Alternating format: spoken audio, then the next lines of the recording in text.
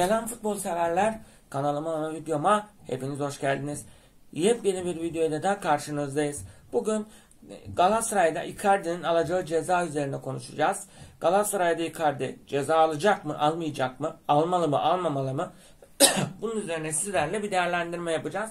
Ve Galatasaraylıların söylediği Icardi alacağı ceza var biliyorsunuz. Galatasaray üzerine bir oyun oynanacakmış. Onu konuşacağız. Galatasaray'a bir oyun oynanacağını iddia eden, söyleyen bazı Galatasaraylı yayıncılar var. Bir yayında görmüştüm. Icardi'nin ceza alacağını ama bu Icardi'nin cezasında da bir oyun oynanacağını söyleyen Galatasaraylı bazı kendini bilmez taraftarlar var. Bunlar üzerine konuşacağız. Videoma da geçmeden önce bana destek için kanalıma abone olup videoma like veya dislike atıp yorum atar, bildirim zilini de açarsanız sevinirim. Abone olmanız, yorum atmanız, videoyu izlemeniz benim için önemli arkadaşlar. Kanalıma destek için önemli. Hadi lafı uzatmayalım. Videomuza direkt geçiş yapalım. Şimdi Icardi ceza alacak mı? Ben alacağını düşünüyorum ve almalı. Çünkü aynı Icardi'nin yaptığı harekete benzer bir hareketi de Pascal Nouma da yapmıştı. Beşiktaş'ta oynayan bir oyuncu Pascal Nouma'yı hepiniz bilirsiniz. Futbol severler bilirler. Yani Pascal Nouma o hareketinden dolayı ceza alıyorsa Icardi de o hareketinden sonra ceza almalı. Yani ne var bunda? Ceza alınacak hareket mi diyen Galatasaraylılar konuşmasın arkadaşlar. Bu hareket bu yapılan hareket cezayı gerektiriyor. Icardi ceza almalı ama bu ceza bir maçla olmayacak. Bir maçta ceza almaması gerekiyor. En az 3 maç ceza alması gerekiyor. Pascal Nouma'ya ceza verildiyse Icardi'ye de verilmeli. Arasında pek bir fark yok. Çünkü Pascal Nouma'nın yaptığı harekette de Icardi'nin yaptığı harekette de aralarında pek bir fark yok arkadaşlar. Aralarında pek bir fark olmadığı için de Nouma ceza aldıysa Icardi de almalı. Bazı Galatasaraylı arkadaşlar Galatasaray'a hakaret tabirinde konuşmalar yaptılar. Ne dediler? Yani şunu demeye getirdiler. Icardi varsa Galatasaray var. Icardi yoksa Galatasaray diye bir takım yok demeye getirdiler. Yani ben buna karşıyım. Siz Galatasaraylılar bu yoruma ne dersiniz? Hani şunu dedi arkadaşımız, yayıncı abimiz. Galatasaray üzerine bir oyun oynanacak. Aslında oynanacak diyor bakın. Emin. Bir oyunun oynanacağından kesin emin. Artık nasıl emin olabiliyor? Bu kadar nasıl kesin net bir konuşma yapabiliyor? Onu da anlamış değilim. Nereden haber alıyorsun? Sana nereden haber geliyor onu da bilmiyorum ama çok emin konuşuyor. Galatasaray bir ceza alacak. Ama alacağı ceza Antalyaspor maçında Icardi oynayacak. Beşiktaş maçında derbide Icardi oynamayacak deniliyor. Ya biz Icardi olsun olmasın korkmuyoruz ki sizden. Şunu da açıkça söyleyeyim. Icardi olmadığı zaman Galatasaray Beşiktaş'ı yenebilir. Yenemez demiyorum arkadaşlar. Ha. Kadroya baktığımızda Galatasaray'ın Beşiktaş'tan daha kaliteli bir kadrosu olduğunu, daha geniş, daha iyi oyunculardan kurulu bir kadrosu olduğunu söylüyorum ben burada.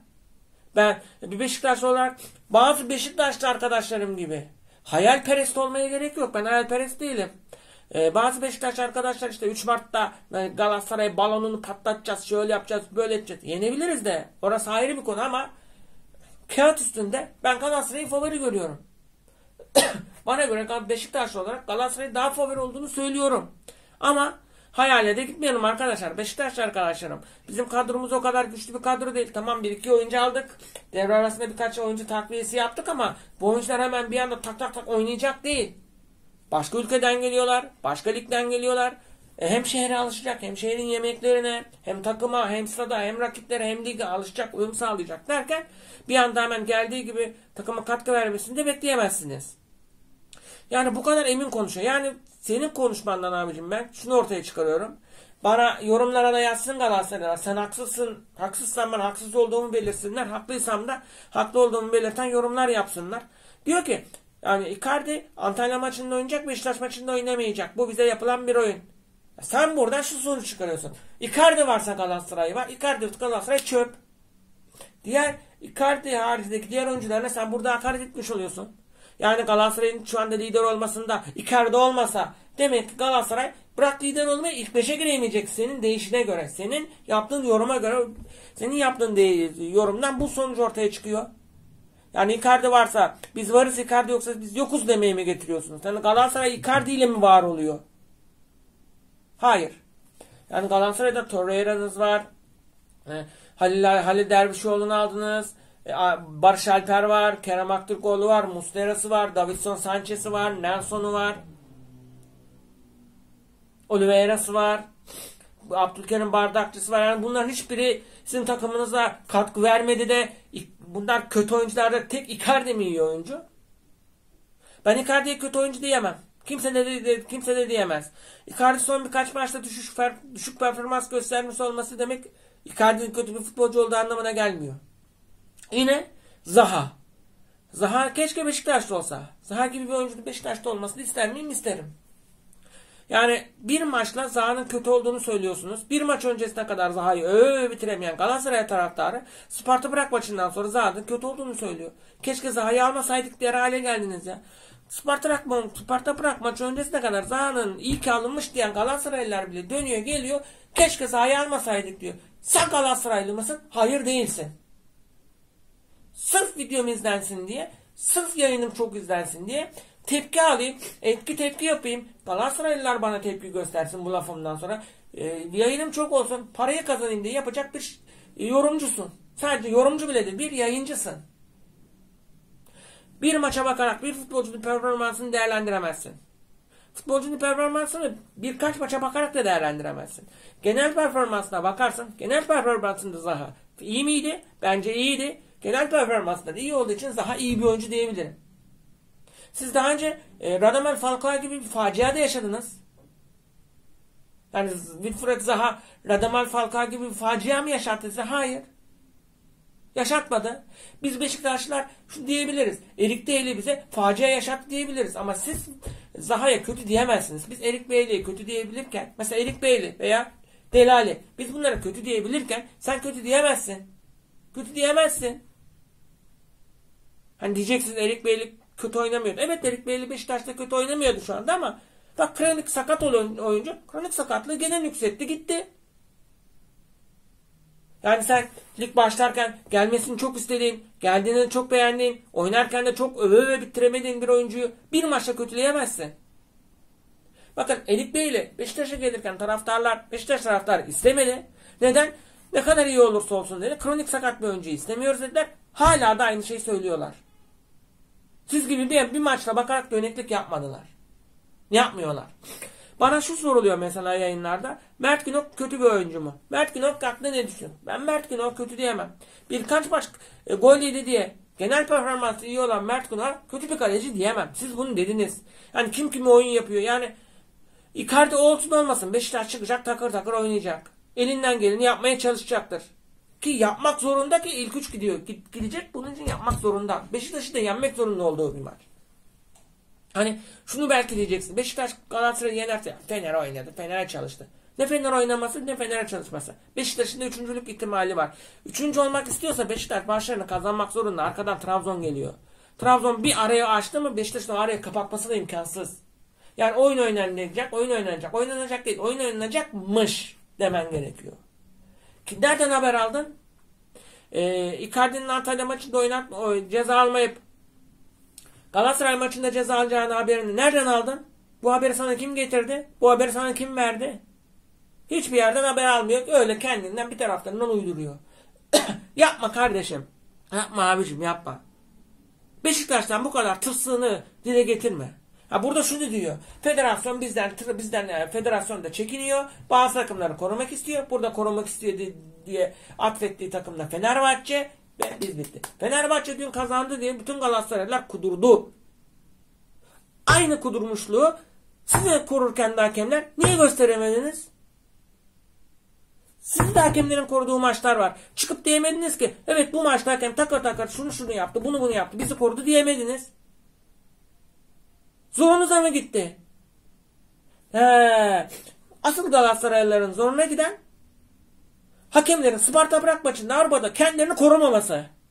Ne oldu? Hakemler sizi korumayınca nasıl takım olduğunuzu, nasıl kötü bir takım olduğunuzu hepimiz gördük.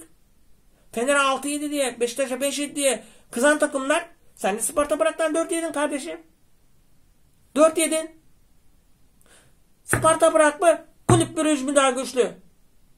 Soruyorum. Sparta Prag daha güçlü diyecek bir insana tamam ben futbolu bırakırım. Bana Sparta Prag Kulüp Brugge'den daha güçlü, daha iyi bir takım diyecek kişiyle ben bir daha futbol konuşmam arkadaşlar. Gerçekten konuşmam. Konuşmam. Bitti. Yani Kulüp Brugge Sparta Prag'dan daha güçlüydü ve biz Sparta Prag'a değil Kulüp Brugge'ye yenildik. Siz Sparta Prag'a yenildiniz. Elendiniz. Acısını başka yerlerden çıkartmaya çalışıp bu yenilginin, bu mağlubiyeti unutturmaya çalışıyorsunuz. Yemezler. Okan Buruk'un ya taktiği tutmadı değil mi Avrupa'da? Ne yapıyordunuz Avrupa'da? Ligde Okan Buruk her pozisyonda hakemin yanına git hakemi etkisi altına alıp kendi lehine bunu kullandırıyordu. Avrupa'da yemedi değil mi? Avrupa'da Okan Buruk bu taktiği yemezse böyle çatır çatır çat çat çat 4 tane atarlar böyle. Ve sizin ne kadar hakemlerle bir yere geldiğinizin kanıtı olan bir maçtı bu Sparta Prag maçı da. Kimse abi kusura bakmasın. Kimse kusura bakmasın. Ben Beşiktaşlıyım, Galatasaray'ı kıskanmıyorum. Galatasaray'ın şampiyon olması veya Fener'in şampiyon olmasının bana ne faydası var ya da ne zararı var. Benim umurumda değil. Ama yani normal bir hakem ligi yönetse Okan Buruk her maçta maçı tribünde bitirmesi gerekiyor. Bırakın tribünde bitirmeyi, sarı kart dahi almıyor. Bırakın tribünde bitirmeyi, Okan Buruk'a sarı kart verebilecek hakem yok.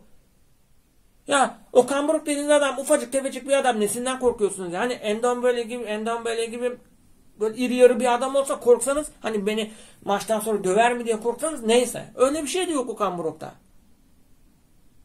Kim kime oyun yapıyormuş? Kim kime oyun yapıyormuş? Hadi çıkın anlatın bakalım. Ben arkadaşlar daha da ağır konuşmalara aslında gidebilecek bir video olacak ama ben burada bitirmek istiyorum. Çok da uzamasın video. Daha uzayacak. Daha ciddi, yani daha ağır konuşmalara gidebilir. Daha da ağır konuşmaya da gerek yok. Galatasaray'ın nasıl bir takım olduğunu Sparta Prag maçında gördük. Yani nasıl bir takımdan derken şike yapıyor falan demiyorum. Şikeci bir takım da demiyorum. Yani oyun olarak nasıl bir takım olduğunu gördük. Ligde bazı maçlarda attığın golden önce fauller yapıyorsun. Hakem görmüyor, gol atıyorsun. Ama bu Sparta Prag maçında niye olmadı? Avrupa'da yemez. Türkiye'de yedirebilirsin. Okan Hoca, Türkiye'de hakemlere bazı şeyleri yedirebilirsin. Ama Avrupa'da yediremezsin. Avrupa'da yediremediğin zaman da böyle çatır 4 tane atarlar. Rezil kepaze olur, gelirsin buraya. İlk maçından sonra dedim. Galatasaray elemesi zor dedim. Eleyebilecek bir takımla maç yapıyor ama işi zor dedim. Neden? Kendi evinde Sparta Prag hatalarıyla 3-2 yenmişsin. Bunun havasına girme dedim. Girdin ve 4-1 kaybettin, elendin. Geçmiş olsun. Evet arkadaşlar, bugün de Galatasaray'a plan yapılıyormuş. Oyun oynanıyormuş. Bunu konuştuk. Icardi ceza alacak mı? Icardi ceza almalı mı? Almayı hak etti mi? Almalıysa kaç maç ceza almalı? Bu ceza kaç maç olmalı ceza gelecekse? Görüş ve düşüncelerinizi yorumlara yazarsanız sevinirim. Bir sonraki videoda görüşmek üzere. Allah'a emanet olun. Kendinize dikkat edin. Seviyorsunuz. Allah'a emanetsiniz.